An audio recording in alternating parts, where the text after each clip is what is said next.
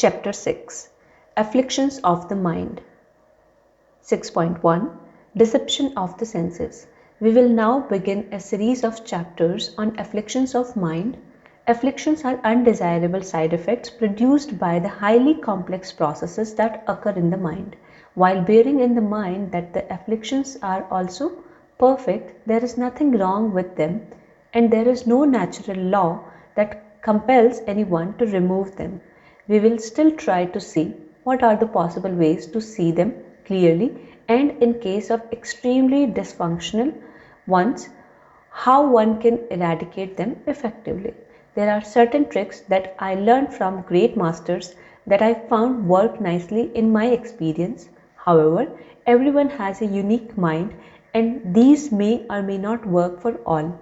This is not a chapter on medical and psychological matters, so those who are crazy beyond repair will not find it useful. These afflictions are seen as normal by the human society and are good examples of socially accepted madness. Those who are on the path know them very well and strive to stay uninfluenced by them.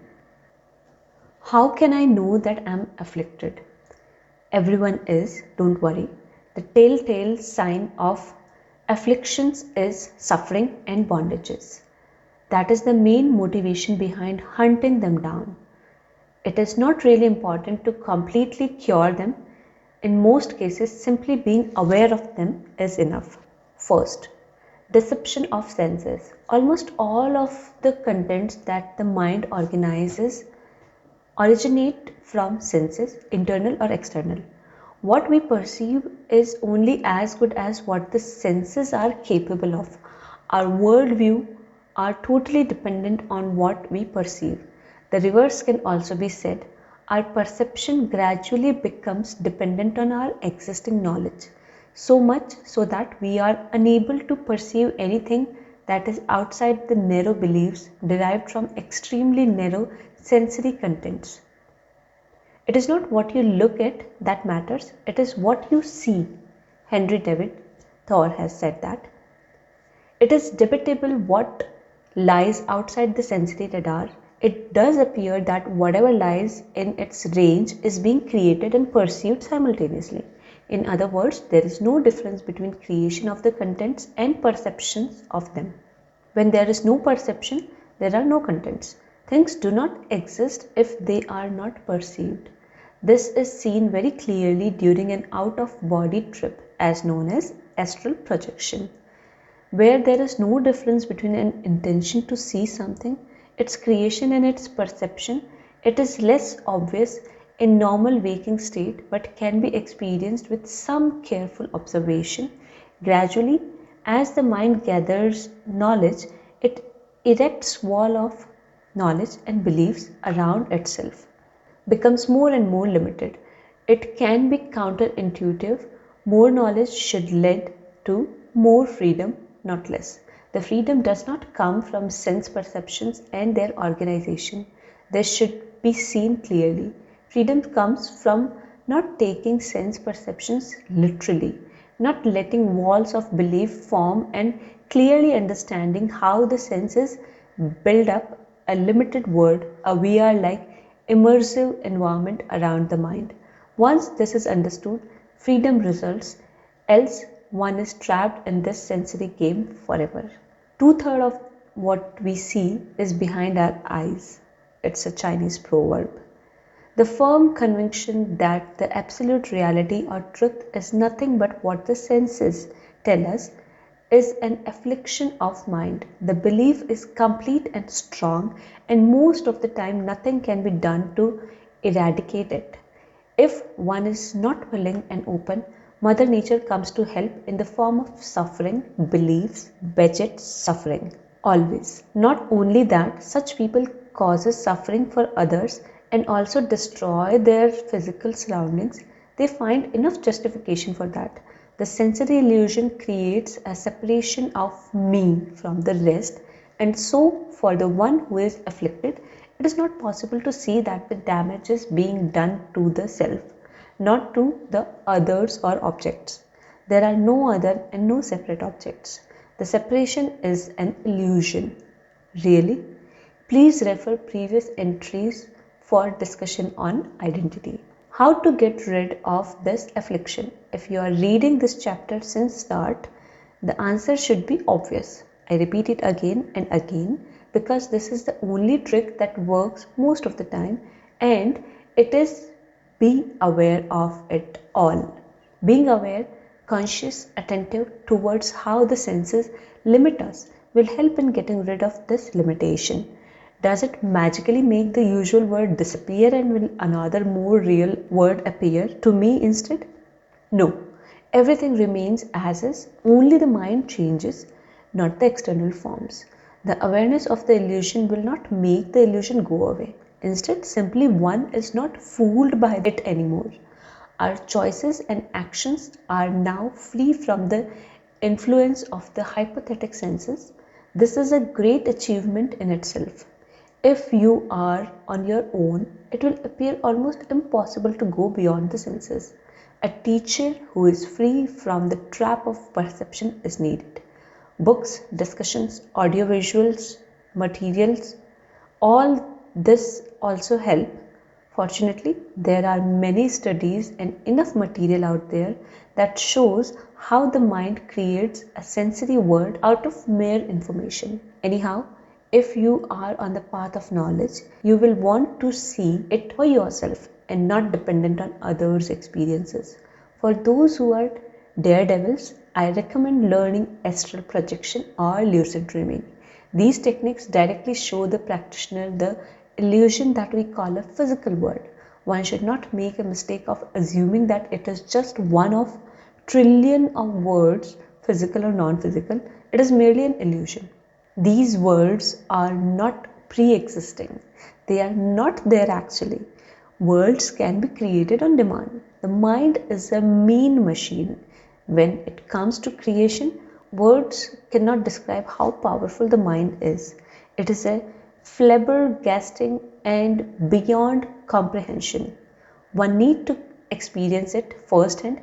Even a short experience is enough to give you an idea, to free you from the illusion of senses. One need not spend their entire lives exploring the creative powers of the mind. Get the point? Get out of it. If the doors of perceptions were cleansed, everything would appear to men as it is infinite. William Black has said that. So it's all an illusion, and once this affliction of seeing it otherwise is gone, one can simply torch everything around him, kill people randomly and let it all crash and burn. It's only an illusion, right? Nothing should matter here. Well, I say try it. Go ahead. You are setting yourself up for a big surprise. If you do that, you will not like it. It will not be a pleasant surprise, I bet. The sensory world is an illusion, but illusion does not mean that there is nothing there. It merely means that the underlying structures appear to us in a form that is iconic, not literal. It is not possible, in my opinion, to see structures as they are. There will always be an interpretation, and interpretation appears as an illusion. Structure stands on the shoulders of other structures, and once they begin forming, they produce a unique creation, an illusion, if you will, when they are interpreted by other structures. In the case of our physical universe, the other structure I mentioned are senses, and the more fundamental structures are material in nature. The illusory, atomic or subatomic or subatomic, depending on how deep one is willing to dig. When one destroys the world or its inhabitants, one is destroying these structures. The destruction is there no matter how they appear. This should be clear. Even if the structures and processes of the mind are presented in an iconic illusory form, they are there and are real. One should not destroy them for the same reason one does not delete a file icon on your computer just because it doesn't look like a series of voltage spikes, ones or zeros. The file represents a meaningful structure, and the fancy graphic icon is there for a purpose. It is an illusion though. It is not what the file is. You might lose your precious work if you think you are deleting an icon, and you will not like the consequences. Especially in our physical universe, there is no recycle bin. One cannot simply restore everything as it was, and consequences are unforgiving. They will come back and bite you. And therefore, it is so important to realize the illusion for what it is. One must not meld with it, justifying one's actions on incorrect assumptions. Once one is free from the illusion, one sees the underlying immensity and beauty of it, and not automatically perceives to enhance it, and if nothing else, will not mess with it at least. Notes: the me is to be discussed in detail later. It was already discussed under the topic of identity. It is just a concept and is derived from how far the nervous system extends, among other things. It's obvious that it does not extend beyond one's skin and hardly extends inwards into the body also. The pain or pleasure signals from senses and limited ability to influence one's body, effectors and effectors, help to form a belief that one's self extends only up to one's skin and everything beyond it is not self or is others' objects. The funny thing is, if one is fed with pain signals coming out of a table, say, which is somehow fitted with neural structures or similar, one would start perceiving the table as self too. Just hit the table with a hammer if you wish to experiment. Confirm this. There is a tendency to cut off hair and nails, etc., from one's body. No neural structure there, so no pain, etc. And as soon as they are cut off, they become not self, just trash. We do not see this tendency in regards of one's own head. For example, another exotic example is a player perceives his avatar in a game as himself. When the immersion is deep, the game is realistic and the player is playing that avatar for a long time. And any damage caused to the avatar is felt as it caused to oneself. There is some pain and suffering, even if the connection is not physical, neural, like in case of table. A mere conceptual connection, the idea that the avatar is me is enough. Ask any gamer. Something similar happens with mothers who tend to consider their child as their extensions, and with car enthusiasts for whom any damage caused to their car brings a huge amount of suffering. The concept of identity is arbitrary and is useful, but only when it is seen for what it is. That said, experts will tell you that it is possible to build a world that is stable and openly accessible, objective by others. Our physical universe can be said to be one such creation. It does sound very strange to newcomers in this field, and frankly speaking, I have personally not created any world or universes, never seen any other than our good old physical one where you are currently reading this, so take it or leave it. Third, one can take this analogy further to understand one important thing. Nothing is created and nothing is destroyed in a fundamental sense. If you destroy the file, say by overwriting it with a random string of bits, you are only destroying the structure, not the fundamental entity that supports the bits. Example, a hard disk. There were bits before and there are bits after. Only thing is that now your program that you use to read that file cannot interpret it as it was programmed to interpret a specific format, a specific structure. When a mental structure is destroyed, say a body or a tree, it simply gets rearranged into something else and the mind simply interprets it differently. Our impressions and knowledge about the thing that was destroyed produce the illusion of destruction, especially when the resulting entropy is higher than before. So, one can say that nothing can be destroyed. It was not there to start with in fundamental terms.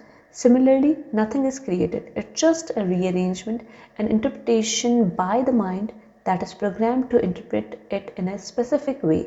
It creates a specific illusion out of given information using its evolved army of programs. More on mental programs can be found in earlier entries in this chapter.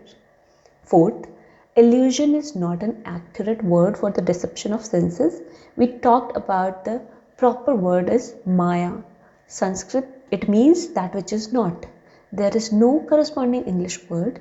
It has been elucidated widely since ages. There are many volumes written about it if you are interested in ancient views of how the mind creates an illusory world. Maya is not illusion as it is properly interpreted. Maya is real, yet it is not real. It is real in that the real is behind it and gives it its appearance of reality. That which is real is Maya in the reality in and through Maya, yet the reality is never seen, and hence that which is seen is unreal, and it has no real independent existence of itself, but is dependent upon the real for its existence. Maya then is a paradox, real yet not real, an illusion yet not an illusion. He who knows the real sees in Maya not illusion but reality. He who knows not the real sees in Maya illusion and thinks it real. Swami Vivekananda has said that. Thank you.